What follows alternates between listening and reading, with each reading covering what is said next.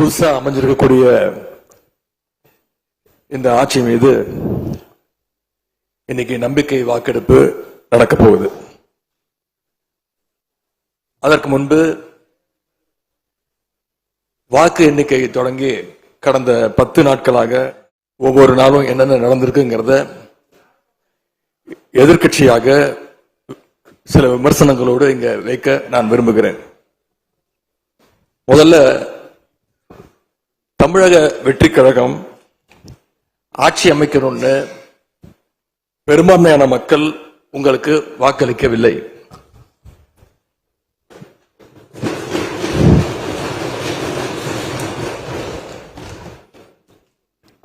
நடந்து முடிந்த சட்டமன்ற தேர்தலில் பதிவான வாக்குகள் சுமார் 4,93,25,000 வாக்காளர்கள் வாக்களிச்சிருக்கிறாங்க. தற்போதைய ஆளுங்கட்சிக்கு வாக்களிச்சவங்களுடைய எண்ணிக்கை எவ்வளவு தெரியுமா? 1,72,26,000 தான். மீதம் இருக்கக்கூடிய சுமார் 3,21,00,000 பேரும் நம்பிக்கை கோருகின்ற இந்த கட்சிக்கு, உங்க கட்சிக்கு எதிராக வாக்களிச்சிருக்கிறாங்க என்பதை நீங்க புரிஞ்சுக்கணும். அதாவது கிட்டத்தட்ட 65% மக்களால நிராகரிக்கப்பட்ட ஒரு ஆட்சி மேல எங்களுக்கு மட்டும் இல்ல, உங்களுக்கு வாக்களிச்ச மக்களுக்கே கொஞ்சம் கொஞ்சமா நம்பிக்கை குறைஞ்சிட்டு வருது. அடுத்து மிக முக்கியமான ஒண்ணு நம்பர்ஸ், மெஜாரிட்டிக்கான நம்பர்ஸ். நம்முடைய சட்டமன்றம் 234 உறுப்பினர்களை கொண்டது. மேஜிக்கல் நம்பர் சொல்லுவாங்க. 118 உறுப்பினர்களை கொண்ட ஒரு கட்சியோ ஒரு கூட்டணியோ தான் ஆட்சிக்கு வர முடியும். இப்ப நம்பிக்கை கோருகின்ற இந்த கட்சிக்கு, உங்க கட்சிக்கு அந்த நம்பர்ஸ் இருக்கான்னு கேட்டா இல்ல. 108 இடங்கள் தான் இருக்கு. அதுவும் அந்த கட்சியினுடைய தலைவர் மாண்புமிகு முதலமைச்சர் அவர்கள் தன்னுடைய வெற்றி குறித்த நம்பிக்கை இல்லாத காரணத்தினால 2 இடங்கள்ல போட்டி போட்டு அதுல ஒரு இடத்த இன்னைக்கு ராஜினாமாவும் செஞ்சிருக்கிறார். இன்னும் அந்த தொகுதி மக்களை சந்திச்சு, நேரில் சந்திச்சோ இல்ல ஒரு அறிக்கை மூலமாகவோ ஒரு நன்றியை கூட இன்னும் தெரிவிக்கல. அது மட்டும் இல்ல, நேத்து உயர்நீதிமன்றம் அளிச்ச தீர்ப்புல ஆளுங்கட்சியை சேர்ந்த திருப்பத்தூர் சட்டமன்ற தொகுதியினுடைய மாண்புமிகு உறுப்பினர் வாக்கெடுப்புல கலந்து கொள்ள கூடாதுன்னு நீதிமன்றத்தில் சொல்லியிருக்கிறாங்க. அதனால இப்ப ஆளுங்கட்சிக்கு வெறும் 106 இடங்கள் தான் இருக்கு. ஆனாலும் தேர்தல்ல தனக்கு எதிராக எங்க தலைவர் அமைச்ச கூட்டணியில போட்டியிட்ட கட்சிகளை எல்லாம் இன்னைக்கு சேர்த்துக்கிட்டு பெரும்பான்மைக்கான கடிதத்தை ஆளுநருக்கு கொடுத்து இன்னைக்கு இந்த ஆட்சி அமைக்கப்பட்டிருக்கு. இந்த ஆட்சிக்கு இன்னைக்கு ஆதரவு தெரிவிச்சிருக்கக்கூடிய இந்திய கம்யூனிஸ்ட் கட்சி, மார்க்சிஸ்ட் கம்யூனிஸ்ட் கட்சி, இந்திய யூனியன் முஸ்லீம் லீக், விடுதலை சிறுத்தைகள் கட்சிகளை சேர்ந்த மதிப்பிற்குரிய தலைவர்கள் எல்லாம் சொன்ன காரணம், இந்த ஆட்சியை நாங்க சப்போர்ட் பண்றோம் அப்படின்னு அவங்க சொன்ன காரணம், குடியரசுத் தலைவர் ஆட்சி அமைஞ்சிடக்கூடாது என்ற எண்ணத்துல உங்களுக்கு வெளியில இருந்து ஆதரவு தரோம் அப்படின்னு தெளிவா சொல்லியிருக்கிறாங்க. அதே நேரத்தில் இன்னொன்னு சொன்னாங்க, இப்பவும் அவங்க எங்க தலைவர் தலைமையிலான திராவிட முன்னேற்ற கழக கூட்டணியில தான் தொடருவோம்னு சொல்லியிருக்கிறாங்க. உங்களுக்கு ஆதரவு கொடுக்கும் போது அவங்க சொன்ன இன்னொரு காரணமும் இருக்கு, அதையும் நம்ம ஞாபகம் வச்சுக்கணும். மதச்சார்பற்ற ஆட்சி அமையணும்னு சொன்னாங்க. ஆனா இப்ப இங்க என்ன நடந்திருக்கு? உங்க கொள்கை எதிரின்னு சொன்ன பாஜக தலைமையிலான என்டிஏ கூட்டணியில போட்டியிட்ட ஒரு சட்டமன்ற உறுப்பினரை அந்த கட்சி தலைவருக்கே தெரியாம, அந்த கட்சி தலைவருக்கு தெரியாம திருட்டுத்தனமாக இந்த ஆட்சிக்கு ஆதரவு தர வச்சிருந்தீங்க. இப்ப நான் சொல்றது ரொம்ப டீசென்டான வெர்ஷன். அந்த திருட்டுத்தனமா அந்த வார்த்தையை மட்டும் நிக்கிறேன்.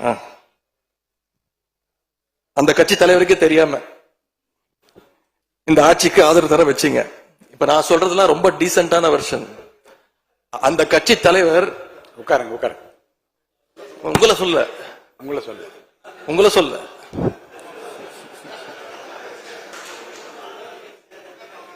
காமராஜ் உட்காருங்க.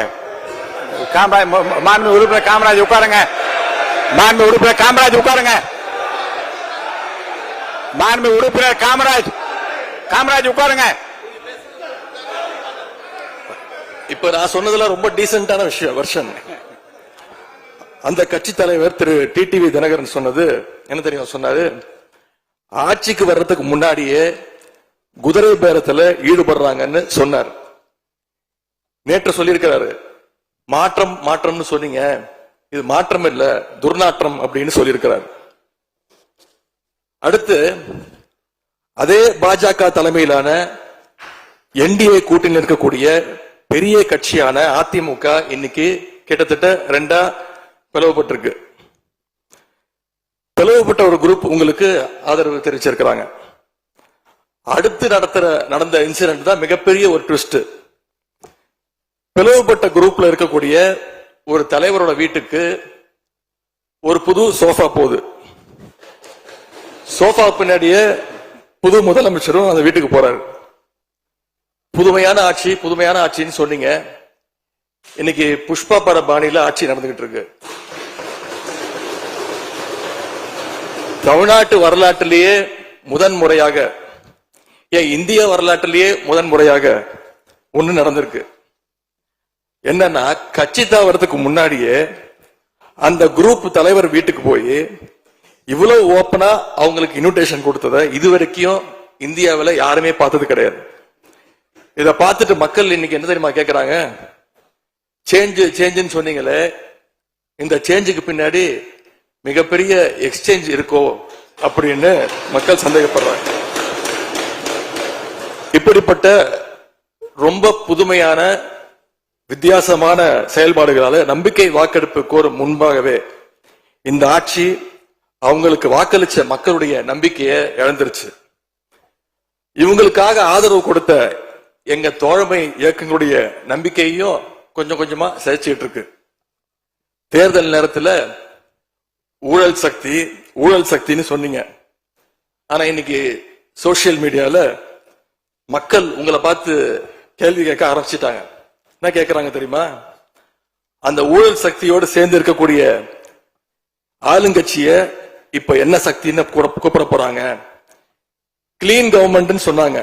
இதுதான் உங்க கிளீன் கவர்மெண்ட் லட்சணமானு மக்கள் கேட்க ஆரம்பிச்சிட்டாங்க. இப்படி நீங்க கூவத்தூரையும் மிஞ்சுற அளவுக்கு அடிக்கிற கூத்த பார்க்கும் போது இந்த அரசு எத்தனை நாளைக்கு நீடிக்க போகுதுன்னு மக்களுக்கு அந்த சந்தேகம் வர ஆரம்பிச்சிருச்சு. முதல் கோணலே முற்றிலும் கோணல்ற மாதிரி உங்க நடவடிக்கை எல்லாமே இன்னைக்கு மீம் கண்டென்ட்டா மாறிடுச்சு. மாண்பு முதலமைச்சர் அவர்கள் தன்னுடைய தேர்தல் பிரச்சாரத்துல பெயர் சொல்லக்கூட தயங்கிய அந்த மற்றும் சிலர் கட்சியிலிருந்து ஒரு சிலரை நேற்று சந்திச்சிருக்கிறார். அந்த மற்றும் சிலரில் இருந்து ஒரு சிலர் அமைச்சராக வருவதற்காகவும் வாய்ப்புகள் இருப்பதா செய்திகள் வருது. அந்த வருங்கால மற்றும் சிலர் மாண்புகளுக்கு எங்களுடைய அட்வான்ஸ் வாழ்த்துக்கள். இப்படி எங்க கூட்டணி கட்சியில் இருந்த கட்சிகள் மற்றும் சிலர் கட்சிகளிடமிருந்து கடன் பெற்ற சட்டமன்ற உறுப்பினர்கள் தான் இன்னைக்கு இந்த அரசு நடந்துகிட்டு இருக்கு. இப்படி எம்எல்ஏக்களை எல்லாம் கடன் பெற்று ஆட்சி நடத்துகின்ற முதலமைச்சர் தான் அளித்துள்ள போலி வாக்குறுதிகளை நிறைவேற்ற முடியாதுன்னு தெரிஞ்ச உடனே முந்தைய அரசு, அதாவது எங்களுடைய அரசு வளர்ச்சிக்காக பெற்ற கடன் குறித்து தவறான கருத்துக்களை தந்து மக்களை இன்னைக்கு திசை திருப்ப முயற்சி செஞ்சு கொண்டிருக்கிறார். பெரும்பான்மையும் இல்லாத, அரசியல்ல அடிப்படை நேர்மையும் அல்லாத இந்த அரசு நல்லாட்சி தரும், தமிழ்நாட்டு மக்களுடைய உரிமைகளுக்காக போராடும்னு மக்களுக்கு துளியும் நம்பிக்கை இல்லை. முக்கியமான ஒரு விஷயத்தை இங்க நான் பதிய வைக்க விரும்புகிறேன். உங்களுக்கு ஓட்டு போட்ட மக்களே நடக்கிறதெல்லாம் பார்த்துட்டு ஒரு பெரிய தப்ப பண்ணிட்டோமோன்னு இன்னைக்கு வருத்தப்பட ஆரம்பிச்சிட்டாங்க. மக்களுடைய அந்த உணர்வை வெளிப்படுத்தும் விதமா இந்த ஓட்டெடுப்புல கலந்துக்காம திராவிட முன்னேற்ற கழக உடன்பிறப்புகள் நாங்க உறுப்பினர்கள் நாங்க வெளிநடப்பு செய்ய போறோம். நாங்க வெளிநடப்பு செஞ்சாலும் அதனால பேரவையுடைய எண்ணிக்கை அளவு குறைஞ்சு நீங்க நிச்சயம் இந்த வாக்கெடுப்புல வெற்றி பெறதான் போறீங்க. அப்படி வெற்றி பெற்ற பிறகாவது மக்களுடைய நம்பிக்கையை காப்பாத்துற மாதிரி உங்களுடைய பணிகள் இருக்கணும், உழைங்க. எங்க தலைவர் திரு முத்துவேல் கருணாநிதி ஸ்டாலின் அவர்கள் கடந்த 5 வருஷமா ஒவ்வொரு குடும்பத்துக்கும் பார்த்து பார்த்து திட்டங்களை நிறைவேற்றி கொடுத்தார். அந்த திட்டங்களை எல்லாம் நீங்க தொடரணும். தயவு செஞ்சு அதுல அரசியல் செய்ய வேணாம். ஏன்னா இந்த மாசம் 15ஆம் தேதி கலைஞர் மகளிர் உரிமை தொகை 1,31,00,000 தாய்மார்கள் காத்துக்கிட்டு இருக்கிறாங்க. அந்த 1000 ரூபாய் வருமா அப்படின்னு காத்துக்கிட்டு இருக்கிறாங்க. அதே மாதிரி புதுமை பெண் திட்டம், தமிழ் புதுவன் திட்டங்கள்ல காலேஜ் போற ஸ்டூடெண்ட்ஸ் அவங்களுக்கு வர மாசம் மாசம் வர கல்வி ஊக்கத்தொகை 7ஆம் தேதி கொடுத்திருக்கணும். இது வரைக்கும் வரல. அவங்களும் காத்துக்கிட்டு இருக்கிறாங்க. அவகாசம் எடுத்துக்கோங்க. ஆனா காத்துக்கிட்டு இருக்க அத்தனை பேரையும் ரொம்ப காலம் காக்க வச்சிடாதீங்க. அது மட்டும் இல்ல, தேர்தலுக்கு முன்னாடி பல கவர்ச்சியான வாக்குறுதிகளையும் நீங்க கொடுத்திருக்கிறீங்க. மக்கள் அதுவும் ஞாபகம் வச்சிருக்கிறாங்க. மகளிருக்கு மாசம் 2,500 ரூபாய், ஆண்டுக்கு 6 சிலிண்டர், தங்க செயின், மோதிரம், பட்டுப்புடவை, வேலையில்லா இளைஞர்களுக்கு உதவித்தொகைன்னு அந்த லிஸ்டும் நீண்டுட்டே இருக்கு. பெரிய லிஸ்ட் தான். அதுல ஒரு சில வாக்குறுதிகளாவது முதல் கையெழுத்துல நீங்க நிறைவேற்றுவீங்கன்னு மக்கள் எதிர்பார்த்தாங்க. நீங்க வாக்குறுதிகளை சொல்லும் போது நடைமுறைக்கு சாத்தியமானதை மட்டும்தான் சொல்றேன்னு எல்லா கூட்டத்திலையும் திரும்ப திரும்ப சொல்லி இருக்கிறீங்க. எனவே அதை விரைந்து செஞ்சு காட்டுங்க. இந்த நேரத்துல எங்க திராவிட மாடல் ஆட்சியை பத்தி நான் ஒன்னே ஒண்ணு மட்டும் குறிப்பிட விரும்புறேன். நாங்க ஆட்சிக்கு வரும்போது 2021 கடுமையான கோவிட் பெருந்தொற்று காலம், செகண்ட் வேவ். அப்ப மாநிலத்துடைய பொருளாதார வளர்ச்சி எவ்வளவு தெரியுமா? வெறும் 0.7%. அந்த நிலையிலையும் எங்க தலைவர், எங்க முதலமைச்சர் அப்போ முதல் கையெழுத்திலேயே மகளிருக்கு விடியல் பயண திட்டத்தை கொடுத்தார். முதல் நாளே எல்லா குடும்பங்களுக்கும் 4,000 ரூபாய் லாக்டவுன் உதவித்தொகையை எங்க முதலமைச்சர் கொடுத்தார். ஆவின் பால் விலை குறைப்பு, இப்படி முதல் நாளே 5 கோப்புகள்ல கையெழுத்து போட்டார். ஒரே மாசத்துல தேர்தல் அறிக்கையில சொன்ன மாதிரி பெட்ரோல் விலைய லிட்டருக்கு 3 ரூபாய் குறைப்பதற்கான உத்தரவையும் எங்க முதலமைச்சர் போட்டார். இப்படி கடுமையா உழைச்சதுனாலதான் இன்னைக்கு 5 ஆண்டு முடிவில் இந்தியாவிலேயே பொருளாதார வளர்ச்சியில நம்பர் 1 மாநிலமாக இன்னைக்கு தமிழ்நாட்டை எங்களுடைய தலைவர் மாற்றி காட்டியிருக்கிறார். நாங்க நம்பர் 1 மாநிலமா மாத்திட்டு தான் ஆட்சியை விட்டு போயிருக்கோம். உங்க ஆட்சியை பொறுத்த வரைக்கும் வெறும் இன்ஸ்டாகிராம்ல ரீல்ஸ் ஆட்சியா இல்லாம ரியல் ஆட்சியா நடத்துங்க. அது மட்டும்தான் மக்களுடைய கோரிக்கை. எங்களுடைய தலைவர், திராவிட முன்னேற்ற கழகத்துடைய தலைவர் முத்துவேல் கருணாநிதி ஸ்டாலின் அவருடைய கட்டளையின்படி நீங்க ஆட்சியை தொடர நாங்க தடையா இருக்க விரும்பல. அந்த வகையில பேரவையிலிருந்து நாங்க வெளிநடப்பு செய்யறோம். நன்றி, வணக்கம்.